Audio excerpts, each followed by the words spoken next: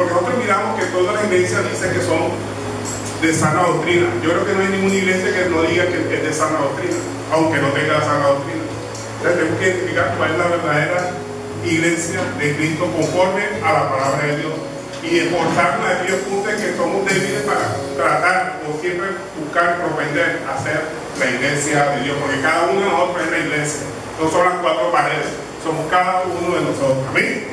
Porque dice el Señor que Él mora en corazones contritos, humillados, y ese es el centro del Señor, nuestros corazones. Él viene a habitar en nuestros corazones. En el Antiguo Testamento el Señor estaba sobre las personas. Después vino otro Señor, estuvo junto con todas las personas, habitó entre nosotros. Ahora el Espíritu Santo está dentro de nosotros, porque es un corazón contrito y humillado. Nosotros somos el templo del Señor, nosotros somos la iglesia del Señor, cada uno de nosotros, iglesia del Señor. Amén. Haciendo este preámbulo, les invito a que me acompañen en su Biblia, Hebreos capítulo 12. Dice: por tanto, nosotros también, teniendo en derredor nuestro tan grande nube de testigos, despojémonos de todo peso y del pecado que nos asedia y corramos con paciencia la carrera que tenemos por delante. Miren lo que nos está diciendo aquí. Tenemos una cantidad de testigos a nuestro alrededor. ¿Qué quiere decir esto? Que tenemos unos testigos que están pendientes de nuestra carrera, de tu carrera, de la carrera de cada uno. Porque cuando nos miran a nosotros, primero que dicen: mira y eso que es cristiano. Pero nosotros tenemos que propender que nuestro comportamiento sea el más apto para poder dar ejemplo y para poder ser testimonio de otros demás. Nosotros estamos en una gran carrera, que en esa carrera no importa quién llegue primero, lo importante es llegar. Hay muchos que ya han llegado, que se nos han adelantado. Inclusive en Hebreos 11 habla de Abraham y todas las personas que nos han antecedido como padres de la fe, que a ellos nos han antecedido, que ellos corrieron su fe, corrieron su carrera. El apóstol Pablo también decía: he corrido la buena batalla, ya estaba esperando que lo llamaran, que se lo llevaran, ya se lo había entrenado, que se iba a llevar. Entonces nosotros en esta competencia tenemos unos que ya han llegado donde nosotros queremos llegar. Hay otros que están corriendo con nosotros ahora mismo, todos nosotros estamos corriendo por lo mismo, y aquí no interesa quién llegue primero, lo interesante es llegar. No importa si te va marcando ahí, lo interesante es que llegue allá. No es una carrera como la que hace el mundo, que todos pelean por una medalla, que se la gane uno solo. Aquí todos podemos ganar la medalla de la salvación. Pero en esa gran carrera que estamos corriendo ahora mismo todos, hay unos que nos ayudan, ¿verdad? Nos exhortan con la palabra de Dios, nos traen, nos alientan, nos dan un refrigerio, ya sea económico, de cualquier forma, en este batallar que tenemos día a día.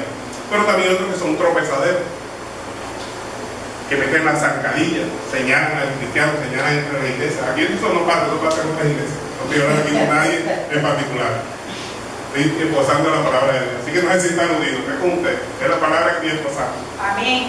Gloria a Dios. Entonces, algunos son tropezaderos, ¿verdad? Y en Lucas 7.1, por favor me acompaña, Lucas 7.1. Miren lo que va a pasar con nosotros, que son tropezaderos en una iglesia. Lucas capítulo 17, verso 1. Dijo Jesús a sus discípulos: imposible es que no vengan tropiezos, mas hay de aquel por quien viene.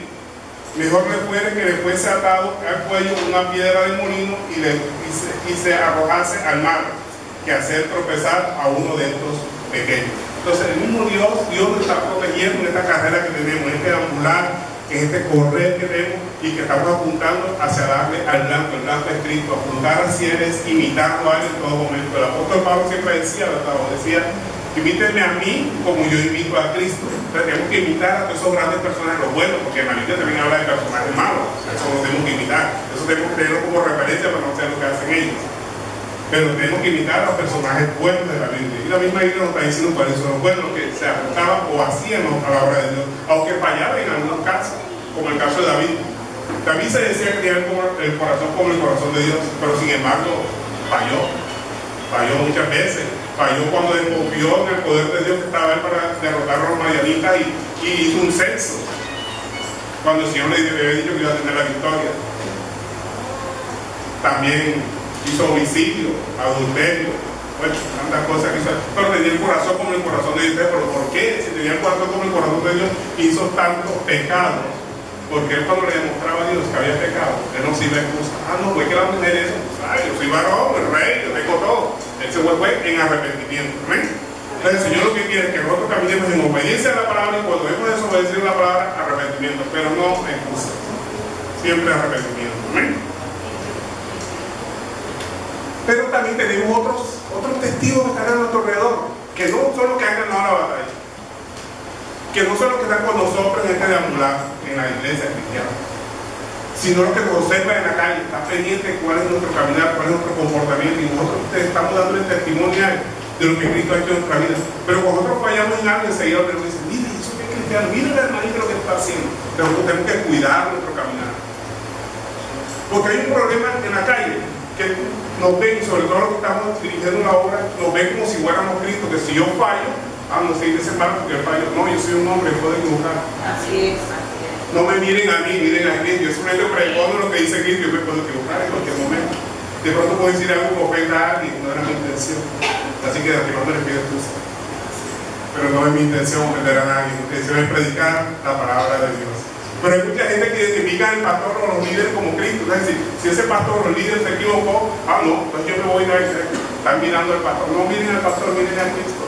Oren por mí para que no falle. Amén. Yo también oro por ustedes. Es lo más importante. Todos podemos fallar. La Biblia dice que no hay justo ni uno, que haga el bien y no peque. Somos justificados a través de la sangre preciosa de Cristo. Nos podemos equivocar, pero la idea es que evitemos equivocarnos, siempre buscando actuar conforme a la palabra de Dios, teniendo buena conciencia en nuestro actuar. ¿Y qué es buena conciencia? Miren lo que dice la palabra al respecto para cuidar nuestra conciencia. Dice 1 Pedro 3:16. Me gusta mucho buscar versículos que fundamenten lo que estamos diciendo aquí todos por la palabra de Dios. 1 Pedro capítulo 3, verso 16.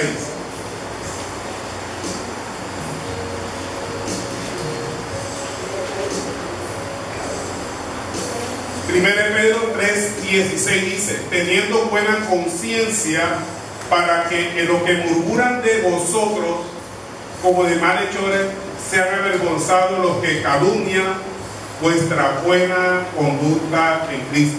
En otras palabras, la buena conciencia es cuidar nuestros actos, porque tenemos una cantidad de personas que están a nuestro lado y están pendientes de lo que nosotros hacemos o decimos.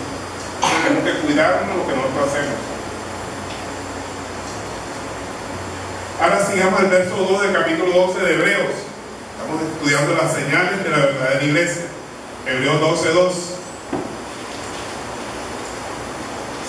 ¿Cómo tenemos que hacer nosotros para ser unos buenos obreros de Cristo? Dice, puesto los ojos en Jesús, el autor y consumador de la fe, el cual por el gozo puesto delante de él sufrió la cruz, menospreciando el oprobio, y se sentó a la diestra del trono de Dios. En otras palabras, Cristo sufrió. Y si Cristo sufrió, ¿cuánto más nosotros también tenemos que sufrir? Nosotros no somos superiores al Maestro. Esto porque hay un versículo que a veces es como mal interpretado. El versículo mal interpretado es 2 Corintios 8:9. Vamos a analizar ese versículo, 2 Corintios 8:9, qué interpretación tiene a la palabra de Dios. 2 Corintios 8:9 dice, porque ya conocéis la gracia de nuestro Señor Jesucristo, que por amor a vosotros se hizo pobre, siendo rico, para que vosotros en su pobreza fueseis enriquecidos. En otras palabras, Él se hizo pobre, pero yo tengo que ser rico. ¿Será esa la explicación en el contexto bíblico? Ahora, ¿el discípulo será superior a su maestro? O sea, si él fue pobre, nosotros tenemos que ser ricos. Bueno, la misma palabra dejemos que responda. Cristo sufrió, sabemos que sufrió mucho, ¿verdad? Entonces la palabra nos dice que nosotros también sufriremos. Pero ¿cuál es nuestro consuelo? La palabra de Dios habla. Lucas 6:40. Aquí miramos las características del discípulo.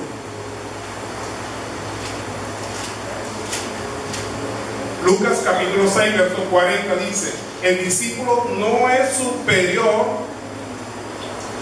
a su maestro, mas todo el que fuere perfeccionado será como su maestro. O sea, nosotros no vamos a ser superior a él, seremos siempre inferior, pero la idea es que nosotros nos igualemos a Cristo en cuanto al sufrimiento, lo que está diciendo la palabra de Dios. La palabra de Dios siempre nos dice que nosotros tenemos que imitarlo a él, nunca superarlo. ¿Cómo vamos a superar a Cristo? Nunca. Era Dios, o es Dios, es mundo entre nosotros, nunca lo podremos superar. Podemos imitarlo y tratar de igualarlo, pero de superarlo es imposible, nadie puede. Lo que él hizo nunca lo haremos nosotros. Aunque él dijo en su palabra que muchas cosas superiores a las que él hizo nosotros haremos. ¿Pero a qué se refería eso? Yo todavía no he visto a ninguna persona que convierta el agua en vino. Yo nunca he visto todavía una persona que camine sobre el mar 6 kilómetros, 7 kilómetros. ¿Será que alguien lo puede hacer? No, eso nomás lo puede hacer Dios. ¿En qué haremos cosas superiores a las que él hizo? En poner la mano sobre los enfermos y los sanarán. O sea, tenemos oportunidad de sanar más enfermos en el nombre de Jesús. Echar fuera demonios en el nombre de Jesús. Más de lo que él hizo. Porque tenemos más que Dios. Mi tiempo es corto. Ustedes tienen más tiempo, nosotros tenemos más tiempo. Pero en esas dos funciones que tenemos nosotros, nada más. Dios, sobre los enfermos pondrán las manos y estos sanarán. Y echarán fuera demonios en mi nombre. Y esa fue la potestad que nos dio él. Más nada, no nos dio otra. No nos dio potestad sobre las tormentas, ¿no? Esa solamente es la función de él. Que de pronto algunos coinciden, y, como decimos aquí para aquí, de Quiripa, ore contra la tormenta y la tormenta se detenga, pero eso sería la misericordia del Señor. Él no nos dio esa facultad sobre la naturaleza. Esa es la manera de eso. Convertir el agua en vino, todavía no hay ninguno que un testimonio que haya convertido el agua en vino. Caminar sobre las aguas, no creo. Han hecho intentos caminando en piscina sobre el agua, pero es una falacia o una estrategia, un engaño, porque ponen una lámina de acrílico bien gruesa sobre el agua y no se nota que la persona camina sobre la piscina. Y han engañado a mucha gente diciendo que el hombre puede caminar sobre el agua. Pero sobre una piscina, pero camina en el mar 7 kilómetros. Puerto Montt y camina sobre el mar, a ver si puedo. 7 kilómetros caminó él. Mire, el mar donde caminó no terminó subiendo, porque no es un mar, es un lago realmente. Tiene 14 kilómetros de diámetro. Y dice la Biblia que él caminó hasta la mitad del mar, o sea, 7 kilómetros, caminando sobre el mar. No fueron unos metros. Para que no quede lugar a duda que era Dios el único que puede rebatir los conceptos de la naturaleza. Porque por naturaleza nosotros nos hundimos en el agua. Él pudo caminar sobre el agua 7 kilómetros, nada menos. Eso no lo puede hacer ningún hombre, nada más. Entonces nosotros nunca podremos ser superiores a él. Y si él padeció, ¿cuánto más nosotros que somos sus discípulos? Amén. Ahora, cuando la palabra de Dios dice, siendo rico para que vosotros por su pobreza seamos enriquecidos, está hablando con base en su humildad, nosotros seamos enriquecidos buscando la salvación.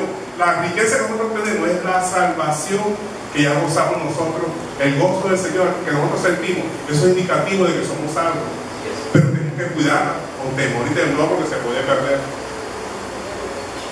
Y esa salvación, ¿cómo se demuestra de que somos salvos? Cuando usted quiere que más personas sean salvas a través de la predicación del Evangelio. Porque la única forma que las personas pueden ser salvas es a través de la locura de la predicación.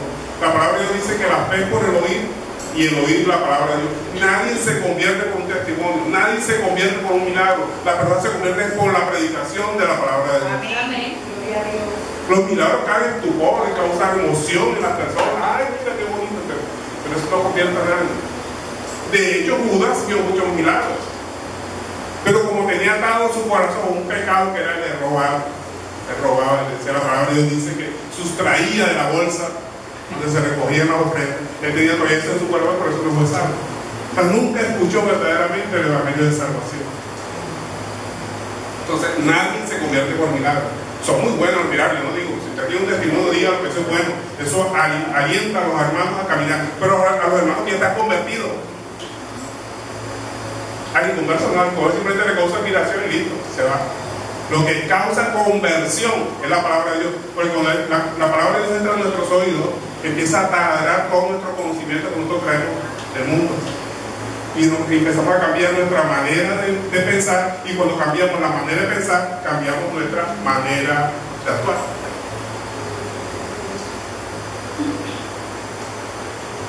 Bueno, tuvo un preámbulo realmente para entrar, ahora sí vamos a entrar al tema de la predicación, que son las señales de una verdadera iglesia.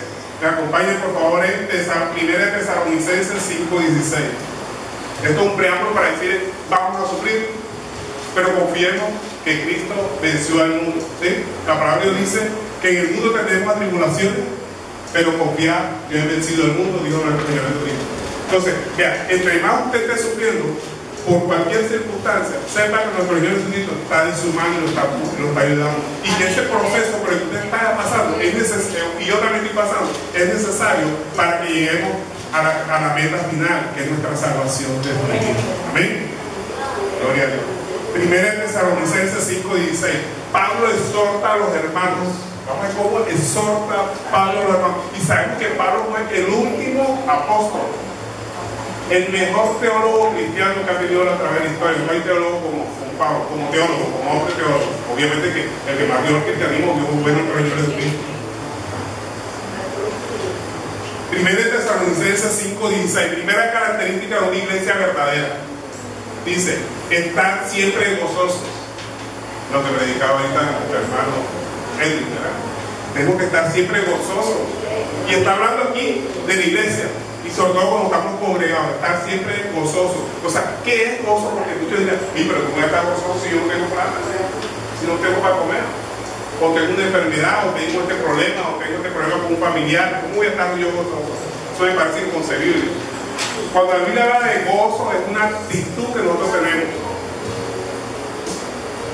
Es una actitud como consecuencia de la paz que nos da Cristo, porque sabemos que la paz de Cristo nadie la puede entender. Una persona que esté pasando por una gran tribulación está tranquila. Eso no lo entiende cualquier persona. Normalmente tiene que estar viviendo la vida cristiana para poder entender. El gozo es una actitud, una disposición que usted se pone en su corazón, teniendo la confianza en Cristo y que todo lo que está padeciendo, Dios es como un propósito de Dios en su vida. ¿Amén? Dios, como decimos muchas veces aquí, Dios no nos ha prometido casa, carro y beca. Así es. Él nos prometió, pues, estaré con ustedes todos los días hasta el fin del mundo.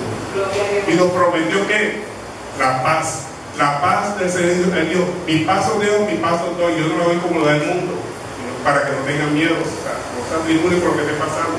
La paz del Señor es la que nos va a reconfortar en todo momento. Amén.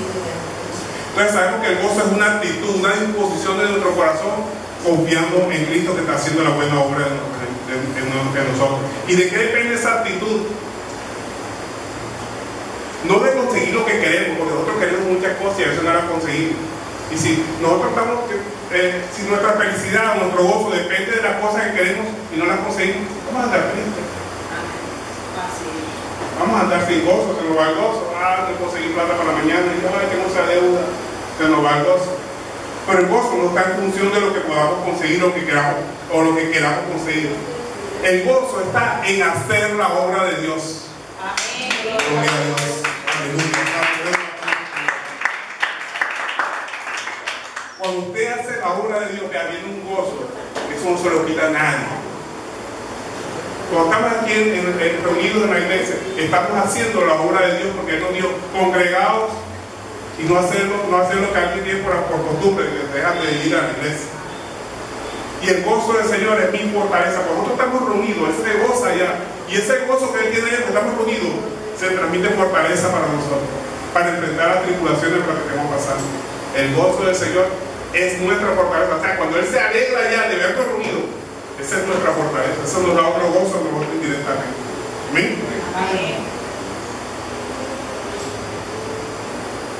Romanos 12:2, por favor me acompañen para hablar precisamente de este gozo.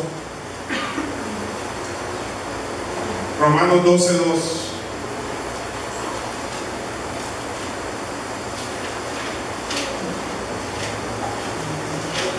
Dice, no os conforméis a este siglo, sino transformaos por medio de la renovación de vuestro entendimiento, para que comprobéis cuál sea la buena voluntad de Dios, agradable y perfecta. O sea, cuando nosotros hacemos la obra de Dios, la voluntad de Dios, que es buena y agradable y perfecta, tenemos el gozo del Señor. Y esto termina con el versículo que nuestro hermano esposo, cuando estaba en la coordinación, Sofonías 3:17. Se goza de ver a los hermanos juntos. El gozo del Señor es el que nos fortalece en todo momento. Amén. Veamos, me gusta ese versículo, Sofonías 3:17.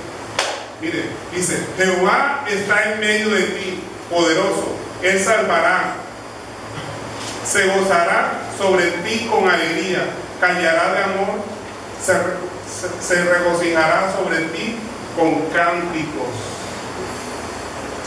Entonces, ese gozo que nosotros tenemos es producto de hacer la obra de Dios, de hacer la voluntad de Dios. Él quiere que nos congreguemos. Ya no vamos a desarrollar esta parte de lo que quiere que nos congreguemos. Cuando nos congregamos, estamos escuchando palabra de Dios, estamos adorando, estamos ensalzando el santo nombre del Señor. Y Él se goza ya porque Él ve la humillación de parte de su pueblo. Porque sabemos que humillación no tiene nada que ver con pobreza.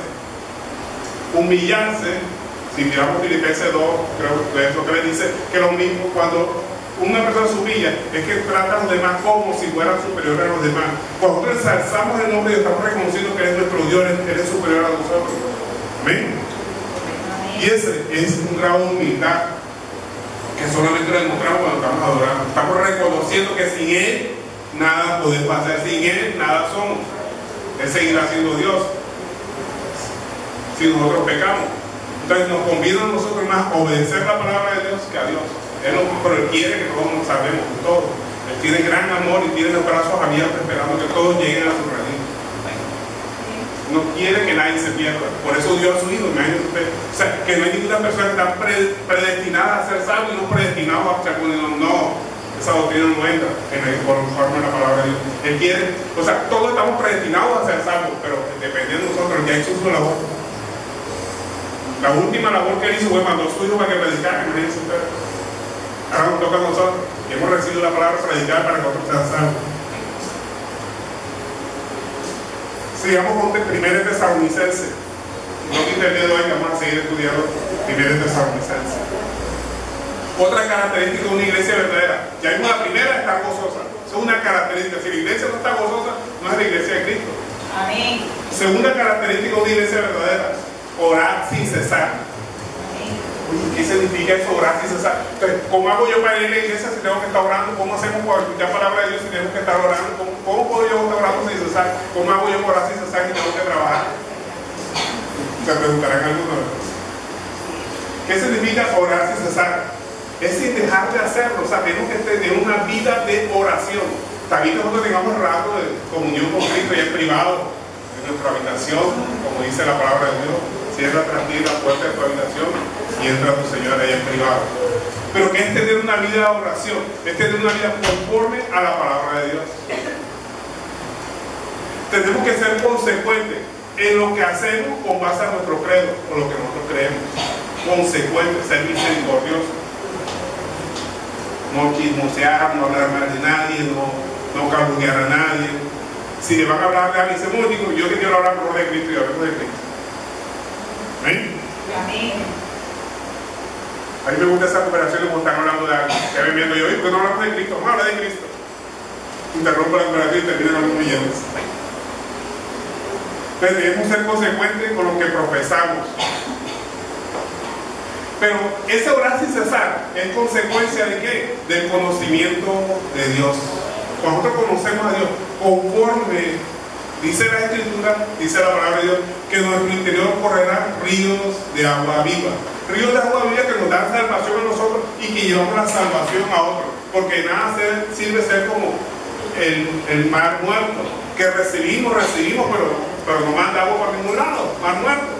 Tenemos que ser como el mar de Galilea. El mar de Galilea recibe agua de diferentes ríos, pero también manda agua para otros lados. Sale el río del mar de Galilea. Eso significa que de nuestro interior corre el río de agua viva. Porque nada sirve nosotros ser oidores olvidadizos o estar comiendo palabras de Dios, pero no damos frutos. El verdadero fruto de arrepentimiento es cuando usted transmite esa palabra que ha recibido, que está en su corazón, y se la lleva a otro para que sea salvo. O sea, el primer indicativo de que una persona es salva, de que quiere que más personas sean salvas.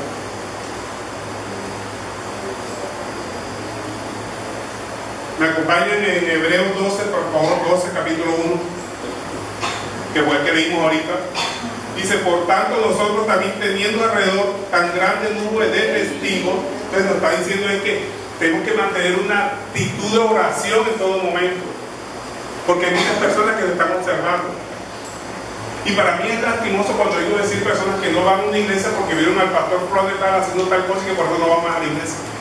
Oye, si el pastor tal lo hizo, ese es un problema con Dios. Yo tengo que seguir buscando de aquí. Ore por ese pastor que se equivocó, porque también es como usted, como yo, susceptible de caer en desgracia, por así decirlo. Pero tenemos que orar unos por los otros. Esa es la palabra de Dios, nos manda a orar unos por los otros. También nos dice orar por la persona que está en eminencia. ¿Para qué? Para que no caiga en el pecado. La mayor oración que nosotros podemos hacer los unos por los otros es imitando a Cristo cuando le dijo a Pedro, ¿verdad? Le dijo, Pedro, Satanás os ha pedido para zarandearos, pero yo he rogado al Padre para que tu fe nos pague. Oremos cada uno de nosotros por la fe de cada uno de los otros, para que no le fallezca, para que se mantenga en comunión con Cristo. Es lo más importante. Sigamos con el verso 18 del capítulo 5 de 1 Tesalonicenses. La otra característica de una señal verdadera. Vimos que la primera era estar siempre gozoso, la segunda, orar sin cesar. Ahora vamos a la tercera.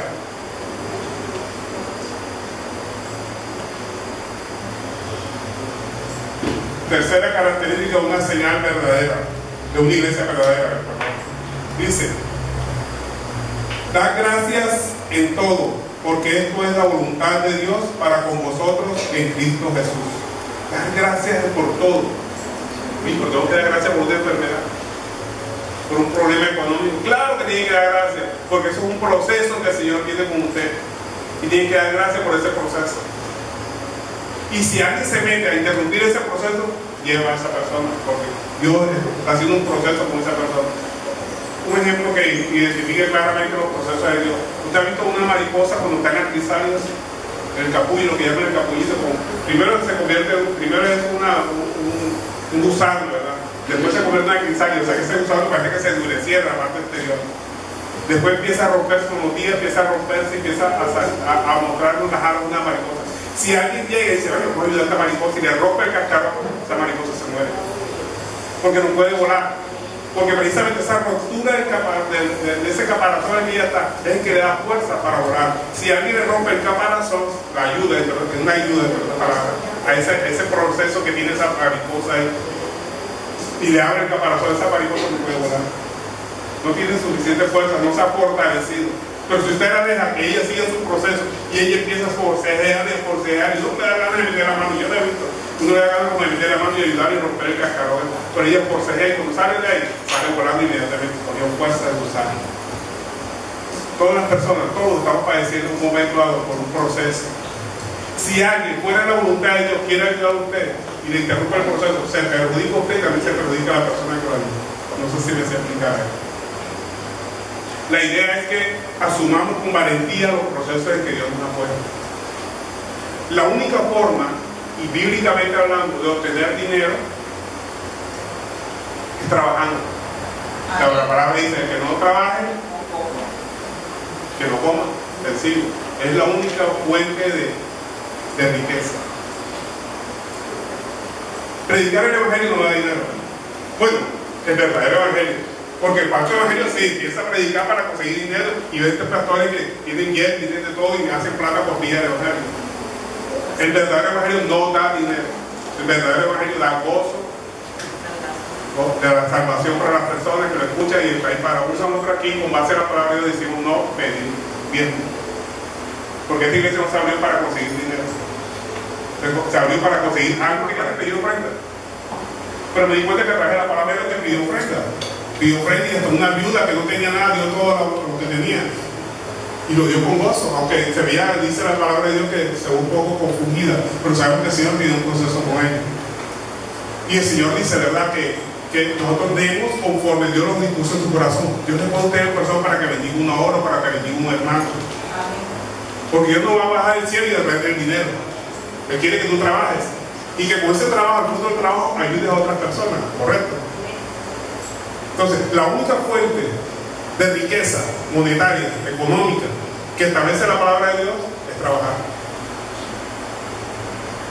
El que utiliza la palabra de Dios para conseguir dinero está utilizando la palabra de Dios mal. La palabra de Dios no es para conseguir dinero. Dios respalda su obra en todo momento y siempre la respalda y pone a las personas que tienen que ayudar a la obra, pone a las personas que trabajen, no solamente dar la obra, sino que darle dinero a la obra, sino que sean ministros que alabanza, así como Dios llama a nuestro hermano John acá y se ha mantenido ahí porque está en obediencia a la palabra de Dios. El Señor lo ha fortalecido y lo ha llevado adelante. Como dice nuestro hermano John, él no tiene dinero, pero tampoco tiene deudas. Mire esa bendición grande. ¿Sabe qué es no tener deudas? Es una bendición grande. Así es. Porque muchas personas que son pobres, además de ser pobres, tienen deudas. Sí, Señor. Dios lo ha bendecido con una casa. Pero no se puede utilizar el evangelio para conseguir dinero. Es más, la palabra de Dios dice: los que predican el evangelio, vivan del evangelio.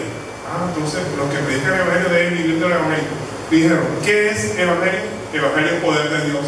Si yo predico el poder de Dios, tengo que vivir del poder de Dios. Así es. No del evangelio. También la palabra de Dios nos dice que el obrero es digno de su salario. Pero ¿a quién estoy trabajando? ¿A ustedes o a Dios? ¿Entonces quién me tiene que pagar? Dios. Obviamente que no le puedo cortar a ustedes, ustedes bendigan la obra de Dios, porque cuando ustedes bendicen la obra de Dios también son bendecidos cuando Dios lo pone en su corazón. Amén. Entonces, si yo evito pedir ofrenda, le estoy coartando de que ustedes bendigan la obra de Dios, que sean ofrendadores como Él ofrendó a su hijo primero. Por eso pedimos ofrenda. Pero la intención aquí no es hacer dinero. La intención aquí, cuando se recibe la ofrenda, es compartir entre los hermanos que están necesitados y comprar tratados y hacer cosas para la obra evangelística. Ahí ponemos tratados para las personas que quieren hacer la obra evangelística, los cojan y lo distribuyen entre las personas. Entonces, eso es lo que debe motivarnos nosotros cuando predicamos el evangelio. Como ministros del Señor, tienen que motivar son las almas, no el dinero. Vea, la raíz de todos los males que dice la palabra de Dios, ¿qué es? El amor al dinero. Si una persona hace una obra de Dios buscando dinero, se estrelló si la quiere hacer como la palabra de Dios dice. Si quiere tergiversar la palabra, pues yo sí creo, hay muchas personas que la han tergiversado y son millonarios de predicando el evangelio. Pero ¿será eso lo que el Señor quiere, que usted se haga rico predicando la palabra de Dios? Bueno, sigamos. Entonces tenemos que dar gracias por todo, gracias inclusive hasta por una enfermedad, gracias por una penuria económica, gracias por todas las situaciones que estamos pasando, gracias por ese amigo entre comillas que nos hace la vida de cuadrito, gracias por ese vecino que me maltrata, gracias por ese amigo ese familiar que tenemos que habla mal de nosotros, gracias por todo. Porque ¿quién soy yo para que hablen bien de mí? Si hablaron mal de Cristo, no hablarán mal de él. A Cristo le dijeron que tenía demonios, a mí nadie me dijeron que tenía demonios. Y eso, ¿saben? Eso me enorgulleció. Dije, ay, ya estoy caminando con los caminos del Señor. Si a él le dijeron que tenía demonios, ¿qué le van a decir de mí? Gloria a Dios. Yo me alegré mucho cuando dijeron eso. Bueno, otra característica de la verdadera iglesia. Verso 19 del capítulo 5. Ya vimos tres características: estar siempre gozoso, orar sin cesar, dar gracias por todo. Y ahora vemos este punto. Verso 5 del verso 19 del capítulo 5 del 1 Tesalonicenses. Dice: no apaguéis el espíritu. ¿Qué significa eso, no apagar el espíritu? ¿Cómo voy a apagar el espíritu? Un botón por ahí para apagarlo. ¿Qué será? ¿Qué significa apagar el espíritu?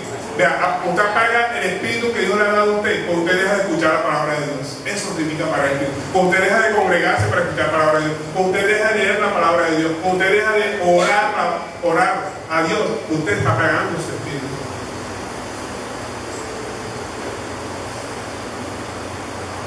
Vea, cuando usted estudia la palabra de Dios, ese estudio que usted hace de la palabra de Dios es el combustible que nos ayuda en la vida espiritual, en este caminar que tenemos, en esta carrera. Lo único que nos ayuda es la lectura de la palabra de Dios. Y obviamente detrás de la palabra de Dios viene la bendición de Dios, viene su Espíritu Santo que nos redarguye, viene la palabra de Dios que nos dice que estará con nosotros todos los días hasta el fin del mundo.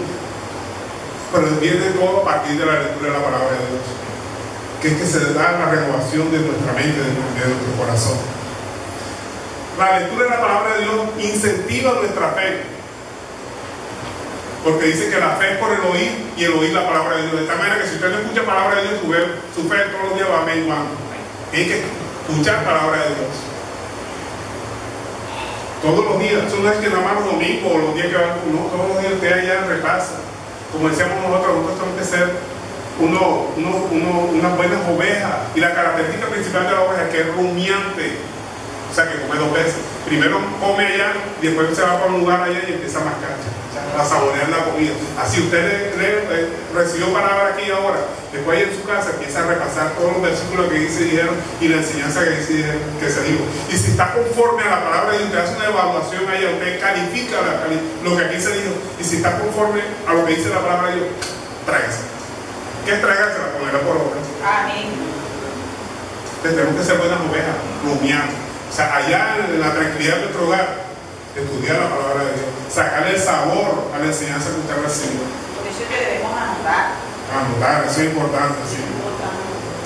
Cuando estudiamos la palabra de Dios, nos da discernimiento. Empezamos a discernir lo que es bueno y lo que es malo a través de la palabra de Dios. Todas las cosas podemos hacer, me son lícitas, pero no todo me conviene. Empezamos a discernir qué es lo que nos conviene conforme a la palabra de Dios. Discernir por lo menos que hay cosas que son buenas ante cualquier persona, pero ante otras personas son malas. Por lo menos hay personas que no quieren comer carne, como vean un cristiano comiendo carne, si usted ve que esa persona no puede comer carne, no coma carne, porque esa persona es simplemente. Y se evita la discusión de que comer carne sea malo o sea bueno. Yo como toda clase de lo que viene en la cabecera. Ahí hay personas que dicen que no debemos comer carne, pero bueno. En la palabra de Dios dice, los débiles en la fe solo comen legumbres. Ya, por eso lo prenden enseguida cuando quieren discutir conmigo. La salvación no depende de lo que usted coma, la salvación depende de lo que sale de su corazón. Lo que contamina el hombre es lo que sale de su boca. Porque lo que entra por su boca, ¿a dónde va? Pues ya usted sabe dónde va. Pero lo que contamina el hombre es lo que sale de su boca.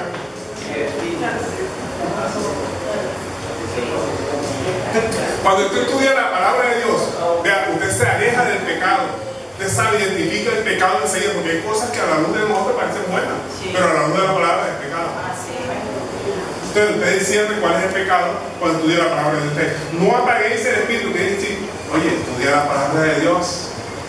A través de estudia la palabra de Dios, tu espíritu se enciende, tu espíritu nace. Es más, nosotros nacemos con la naturaleza espiritual muerta y solamente empezamos a resucitar espiritualmente hablando cuando la palabra de Dios nos la revela, cuando alguien nos predica la palabra de Dios, cuando empezamos a entender la palabra de Dios. Por eso no se canse de predicar la palabra de Dios. Mira, nadie se convierte porque tenga una Biblia en su casa o porque la vea. Alguien se convierte porque usted le predica la palabra de Dios. Amén. Porque la palabra de Dios dice, la fe es por el oír y el oír la palabra de Dios. Porque la persona que lee, que no tiene conocimiento, no tiene el Espíritu Santo, lee la palabra y no la entiende. Pero usted llega con la revelación del Espíritu y le recita un versículo en un momento dado. Y ese versículo queda ahí. ¿Usted cree que no?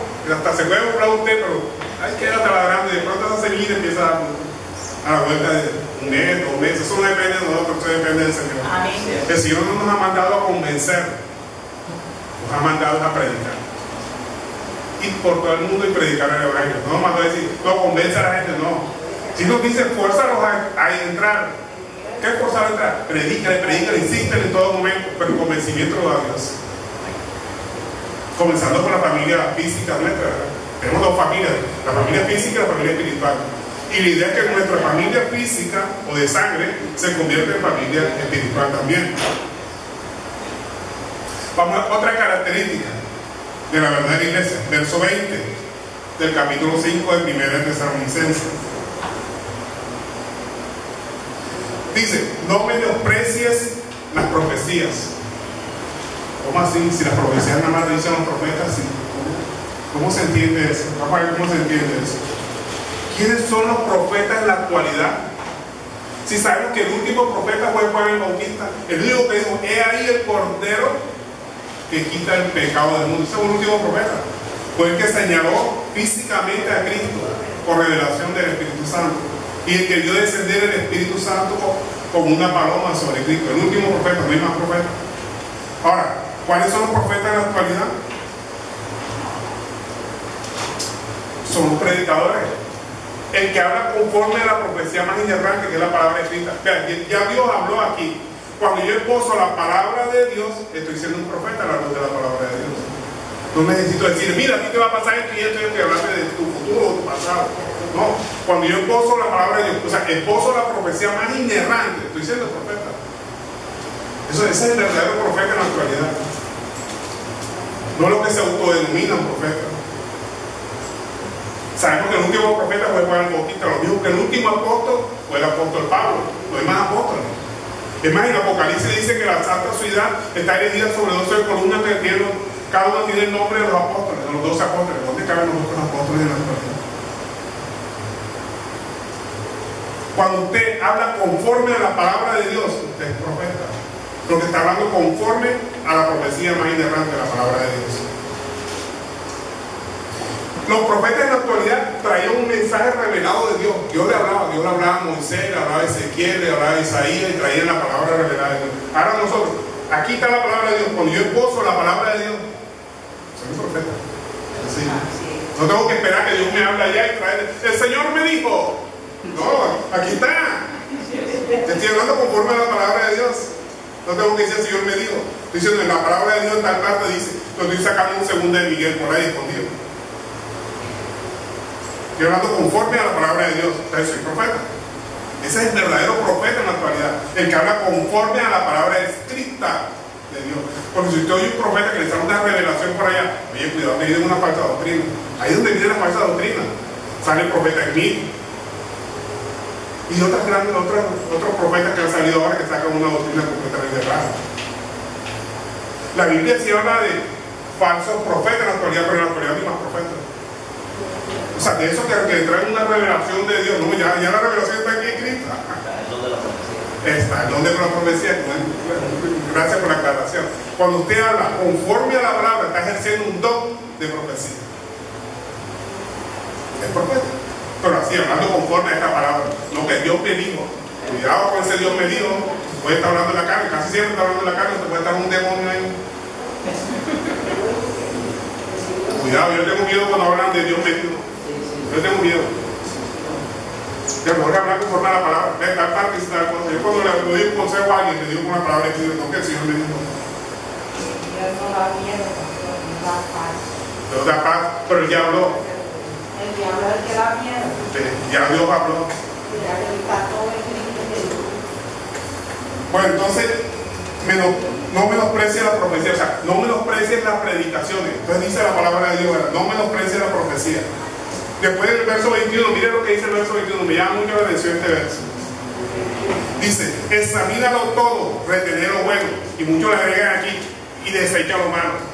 La palabra no dice desecha lo malo. ¿Usted lo ha visto que dice así? Tomar lo bueno y desecha lo malo. La palabra de Dios no dice que desecha lo malo. Tomar lo bueno. ¿Y qué tienes que hacer con lo malo? Oye, cuando te predican algo malo, que tú ves que no está conforme a la palabra de Dios, es la mejor oportunidad que Dios te da para que prediques la verdad. No la deseches, al contrario, busca un fundamento para controvertirla. No la deseches porque cierra la puerta para predicar a esta persona. Si alguien te habla de la doctrina de la predestinación, por lo menos, no, que hay unos predestinados para ser salvos, otros predestinados para ser condenados. Esa era la oportunidad para sacar el versículo que va en contra. Es la oportunidad para predicar la verdad. Miren lo que hace el apóstol Pablo. Vamos con un ejemplo ahora. Miren lo que hizo el apóstol Pablo. Y mejor hagamos lo que hizo el apóstol Pablo. Hechos 17:22. Miren lo que hizo el apóstol Pablo cuando vio algo malo. Él no lo desechó. No, esto está mal. Bueno. Hechos capítulo 17, verso 22. Pablo está pasando por Atenas. Voy a hacer un recuento anterior a este versículo. Pablo está pasando por Atenas y ve que tiene una imagen como un Dios desconocido y ve que lo adoran. Y él ve que tiene muchas imágenes de otros dioses, pero le causa admiración que es una imagen de un Dios desconocido. Y cuando él ve esa imagen, como él sigue predicando sobre Cristo, vienen los judíos, lo llaman Areópago, que era donde se reunían todos los judíos y predicaban. Perdón, los atenienses, eso no eran los judíos, eran los atenienses. Se reunían a predicar. Y entonces, cuando está reunido allá, que lo invitan a él para que hable de su nuevo Dios, porque todos creen que él trae un nuevo Dios, dice en el verso 22, miremos, Hechos 17, verso 22. Entonces Pablo, puesto en pie en medio del Areópago, dijo, varones atenienses, en todo observo que sois muy religiosos. O sea, le da una palmadita en la espalda, muy religiosos. Después le dice, Verso 23. Porque pasando y mirando vuestro santuario, hallé también un altar en el cual estaba la inscripción al Dios no conocido, al que vosotros adoráis, pues sin conocerle es a quien yo os anuncio. O sea, aproveche la oportunidad, no lo desecha. No desecha de que ellos adoraban a un Dios, adoraban estatuas, no. Aproveche la oportunidad que están adorando un Dios falso, un Dios que no conocen. Yo predico a ese Dios que ustedes no conocen. Entonces, cuando usted ve algo bueno en una predicación, tómelo. Y con respecto a lo malo, busque los argumentos para llevar a la persona al verdadero conocimiento. No lo deseche, porque deseche cerrar la puerta. No, yo no acepto lo que tú dices, eso está mal. No. Miremos lo que dice la palabra de Dios. Mira, la palabra de Dios es la que nos saca de la penumbra. A veces nos movemos en muchas tradiciones, como esa tradición de que examínalo todo, retén lo bueno y desecha lo malo, y le agrega ese lo malo. No tenemos que rechazarlo. A mí alguien me viene con una predicación de la Virgen María que tenemos que adorarla. Sí, donde dice eso, vamos a buscar la palabra de Dios. O sea, aprovecho la oportunidad, no lo cierro la puerta. Aproveche la oportunidad, cuando usted vea algo malo para predicar. El apóstol Pablo le está enseñando eso. Aprovechemos lo malo para predicarle la palabra. No lo deseche, hermano. Dios no nos ha mandado a desechar a nadie. A nadie. O si no me habla de eso. No, se va a la puerta. No, al contrario. Usted tiene la verdad, bueno, predique la verdad. Aproveche la oportunidad. No tenemos que movernos, aprovechando todas las oportunidades para predicar. Yo no doy un consejo como me pasa a mí. A veces estoy con los compañeros de oficina que hay muchos ateos y esas cosas. Y están hablando y la conversación se pone un poco candente de cualquier tema. Y si empiezo a pedir al Señor, muéstrame, abren una puerta para predicar, abren una puerta. Y de pronto hablan de algún tema que está en la palabra y digo, por ahí me meto. Pero no los desechen. Si yo desecho a alguien, el Señor me desecha a mí. ¿Quién soy yo para desechar a alguien? Predique la palabra, aproveche la oportunidad cuando le predican en lugar de Dios. No deseche nada, examínalo. Y lo que tú veas malo, utiliza la palabra de Dios. Esa tradición que desecha lo malo, eso no tiene cabida, no tiene cabida. Si Dios no nos desecha a nosotros, ¿cómo vamos a desechar a nosotros a alguien o una doctrina? No lo desecha, aproveche la oportunidad precisamente. Es una puerta que te están abriendo para que prediques. Yo muchas veces oí esa frase, examínalo todo, rodee lo bueno y desecha lo malo. Hasta yo la repetía. Después de la palabra me confronto. ¿Cómo vas a desechar tú? Sigamos. El verso 22 del capítulo 5 de 1 de Tesalonicenses. Dice, absteneos de toda especie de mal. ¿Qué es un mal? Tenemos que entender que nos abstengamos de toda clase de mal. ¿Qué es mal? Mal es lo que perjudica a otro. O sea, para nosotros puede ser algo bueno, pero si perjudica a otro puede ser un mal. O algo que no edifica. 1 Corintios 10:23 nos define exactamente lo que es un mal. 1 Corintios 10:23.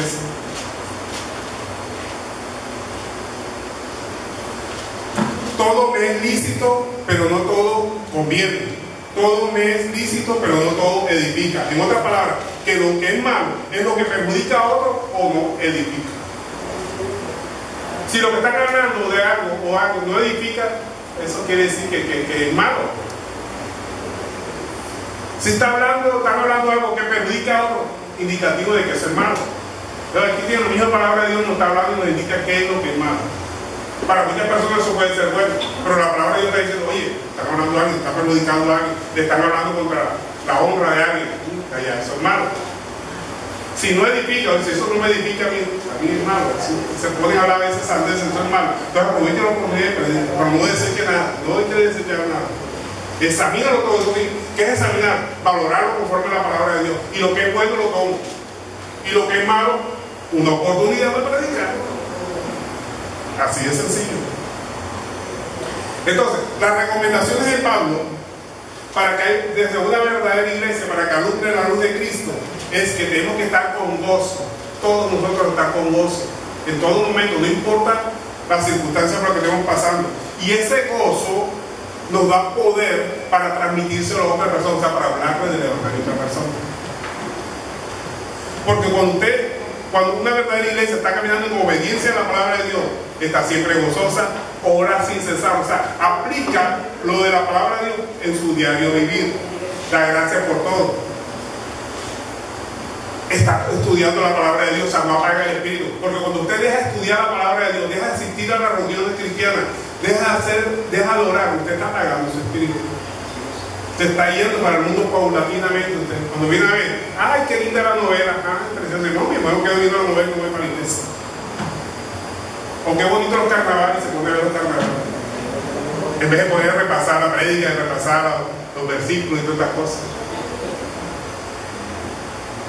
Si usted ve con buenos ojos los carnavales y sale por televisión, usted se está haciendo amigo del mundo, ¿no sabía? Y los amigos del mundo se constituyen en enemigos de Dios. Si usted quiere ser amigo de Dios, aléjese de todas esas cosas del mundo. Póngase bien la palabra de Dios. Entonces, ¿cuál es el deseo de Cristo? El deseo de Cristo más grande es que seamos sus testigos, que hablen de la palabra de Dios. Cuando usted está hablando de la palabra de Dios, usted no está hablando de sí mismo, usted está hablando de Cristo, llevando la palabra de Dios. En otras palabras, la gente no lo gusta, ve a Cristo. Eso a mí me pasa en el trabajo donde yo estoy. A veces le voy a pedir algo a mi superior jerárquico, la cabeza de toda la entidad. Y cuando me dice, yo no sé cómo tratar a ustedes, si reverendo, pastor, no sé cómo tratarlo, me dice así. Yo no, ya no te quiero ver. Bueno, pero es que él no me está viendo a mí, está viendo a alguien que está detrás de mí. El ingeniero de sistema que me hizo la página web, también, siempre lo molesta, mire, corrígeme esto acá, corrígeme esto, y él enseguida sale corriendo, es cristiano. Y cuando le digo, ¿cuánto tengo? No, yo no le cobro. O sea, no me ve a mí, está viendo a Cristo. Amén. ¿Cómo te voy a cobrar a ti? Me dice, ¿cómo te voy a cobrar a ti si eso es para el Señor? Yo digo, gloria a Dios, no me está viendo, me está viendo a Cristo. Entonces tengo que cuidar mi comportamiento. Tenemos que cuidar nuestro comportamiento. Y eso es malo, ¿sabes? Cuando la persona venga a la persona y venga a Cristo, ¿por qué? Porque imagínese usted que yo cometo una ligereza con algo que dije, con una intención de ofenderlo, de pronto lo ofendí y se llegan a salir de una iglesia por eso. Ah, claro que soy hermano. Oye, yo me puedo equivocar y de antemano les pido disculpas por mi cosa. Miren a Cristo, no le miren a mí. Así es. Somos humanos. Entonces, cuando estemos hablando, siempre hablemos de Cristo. Tenemos que ser unos buenos cristianos. Cristianos aquel que defiende a Cristo, que siempre está hablando de Cristo. Más eso yo de ahorita y le va a hablar de millonario. Uy, lo mate enseguida. ¿Verdad? Entonces tenemos que ser unos buenos cristianos, hablar siempre de Cristo. Y hablamos, defender el Evangelio. El Evangelio es poder de Dios para salvación de todo el que cree. Pero el que no cree, condenación. Entonces, por amor a las almas, para que no se pierda, tenemos que hablar más del Evangelio. Tenemos que predicar más de las almas. Amén. Gloria a Dios. Bueno, esta ha sido la enseñanza de hoy, que aprendemos las señales de una verdadera iglesia y que procuremos en todo momento practicar estas señales.